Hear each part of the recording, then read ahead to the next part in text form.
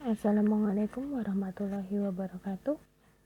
Berjumpa lagi dengan saya, Lili. Kemarin kita sudah liburan beberapa hari memperingati Hari Raya Idul Adha. Hari ini, hari Selasa, kita berjumpa lagi dalam pembelajaran online. Pada pertemuan kemarin, kita sudah membahas mengenai berita, mengenai ciri-cirinya, mengenai pengertiannya, serta bagaimana cara meringkas, menyimpulkan, serta menanggapi sebuah berita. Pada pertemuan ketiga kali ini, yang akan kita bahas adalah struktur dan kaidah kebahasaan dalam teks berita. Kita ke pembahasan yang pertama, yaitu struktur berita. Struktur berita dalam teks berita itu memiliki pola piramida terbalik. Apa yang dimaksud dengan pola piramida terbalik? Jadi, pada bagian awal dalam teks berita itu adalah bagian pokoknya, bagian intinya ada di bagian awal. Kemudian, semakin ke bawah dalam berita itu, maka itu adalah rincian dari pokok yang tadi. Karena dia berupa rincian, maka sifatnya itu biasanya tidak terlalu penting karena hanya menjabarkan dari pokoknya tadi. Oleh karena itu, pola ini disebut sebagai pola piramida terbalik. Kita bahas bagian-bagiannya. Yang pertama, ada judul berita. Judul berita ini merupakan pembahasan secara keseluruhan yang disingkat secara padat dalam satu kalimat. Biasanya dalam judul berita dibuat semenarik mungkin dan menjabarkan secara keseluruhan agar si pembaca itu tertarik dan mau membaca teks berita tersebut. Kemudian ada lead atau biasa kita sebut sebagai kepala berita.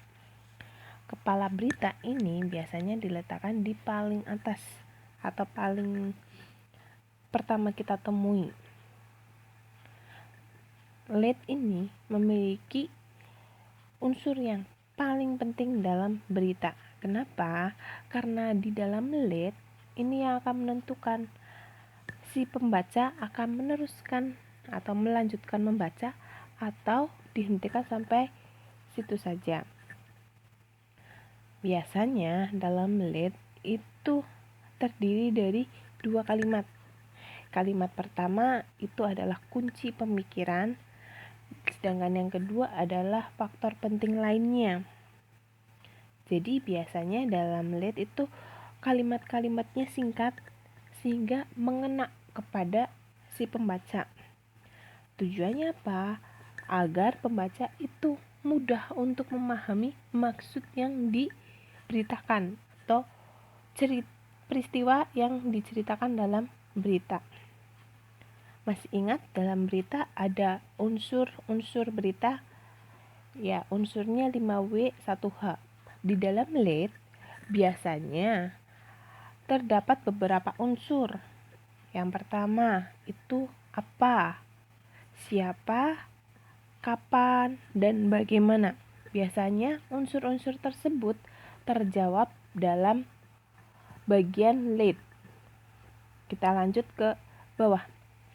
Di bawah lead atau kepala berita ada tubuh berita atau biasa juga disebut sebagai body. Body ini adalah isinya itu berupa peristiwa atau kejadian yang dilaporkan dengan bahasa yang singkat, padat, dan jelas.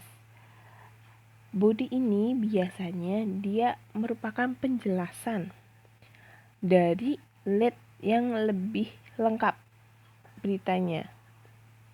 Biasanya dalam tubuh berita atau body ini ada beberapa unsur, yaitu unsur mengapa dan bagaimana. Itu tubuh berita. Selanjutnya kita ke ekor berita. Ekor berita seperti yang tadi dikatakan sebagai pola piramida terbalik, ekor berita ini sebenarnya biasanya berisi mengenai informasi yang tidak terlalu penting atau kurang penting. Jadi biasanya dia itu tidak memiliki kaitan langsung dengan judulnya, makanya itu disebut sebagai ekor berita atau tidak terlalu penting, karena dia hanya fungsinya menjabarkan. Itu struktur berita. Selanjutnya kita bahas mengenai kaidah kebahasaan. Kaidah kebahasaan dalam teks berita kita akan bagi menjadi 5 bagian. Kita bahas satu persatu terlebih dahulu. Yang pertama, mengenai penggunaan bahasa baku. Jadi, dalam teks berita itu harus menggunakan bahasa yang baku atau bahasa yang standar. Tujuannya apa? Agar masyarakat itu secara umum dapat memahami makna atau peristiwa yang disampaikan oleh si penulis dalam menulis berita.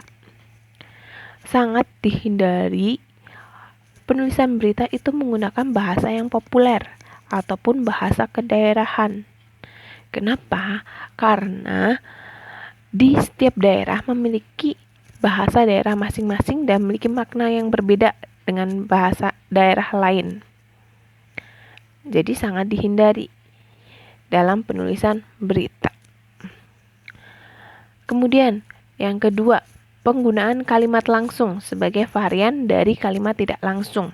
Jadi dalam teks berita tidak hanya menggunakan kalimat berita saja, tapi ada juga kalimat langsung dan ada pula kalimat tidak langsung.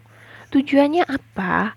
Agar masyarakat atau pembaca itu tidak monoton, tidak bosan ketika membaca berita tersebut dan mau membaca sampai habis beritanya.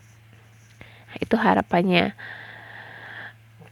Jadi kalimat langsung di sini sebagai varian dalam penulisan teks berita.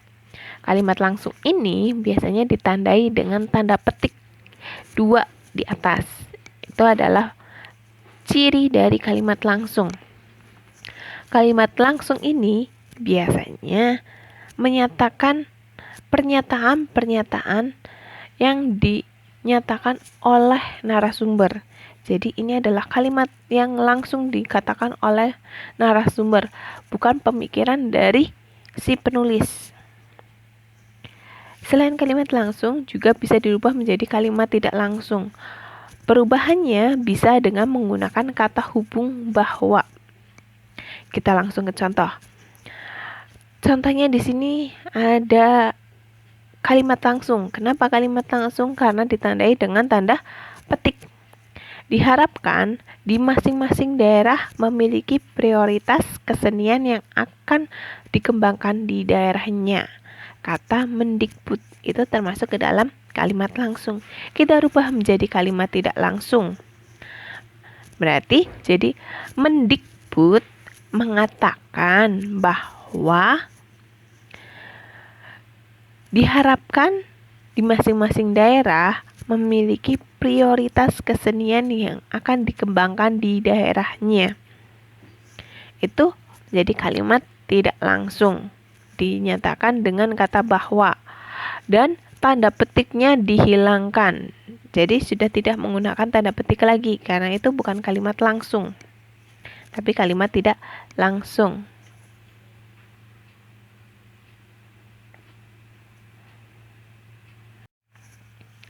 Selanjutnya, yang ketiga, dalam kaidah kebahasaan ada penggunaan konjungsi temporal. Konjungsi temporal ini maksudnya adalah konjungsi atau kata hubung yang menunjukkan urutan waktu. Jadi konjungsi temporal adalah kata hubung yang berfungsi untuk menghubungkan antara satu klausa dengan klausa yang lain, ataupun dari satu kalimat dengan kalimat yang lain, atau dari paragraf satu dengan paragraf yang lain, dengan cara menunjukkan urutan waktu yang berkaitan dengan hal yang diberitakan. Itu adalah konjungsi temporal. Konjungsi temporal ini memiliki beberapa contoh kata. Di antaranya ada kata lalu, kemudian, sejak, setelah itu, sambil, dan lain-lain. Itu konjungsi temporal. Selanjutnya kita ke bagian 4 dalam kaidah bahasa, yaitu keterangan waktu. Jadi di sini keterangan waktu dan kata konjungsi temporal itu sedikit berbeda ya. Kalau konjungsi temporal itu berarti kata hubung yang menghubungkan satu kalimat dengan kalimat lain.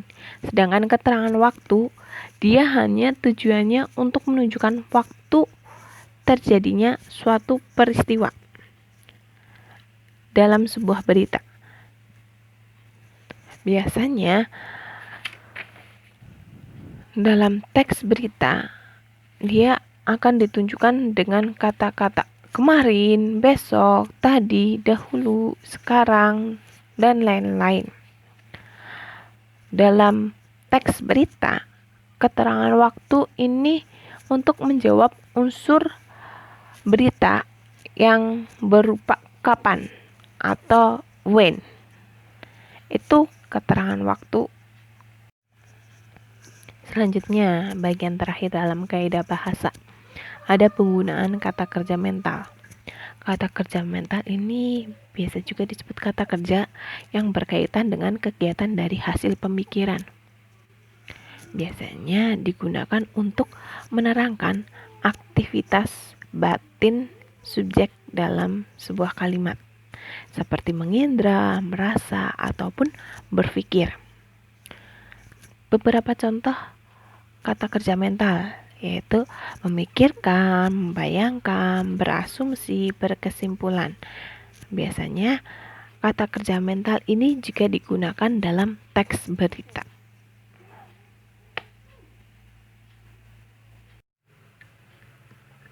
Cukup sekian pada pembelajaran hari ini, semoga bisa membantu.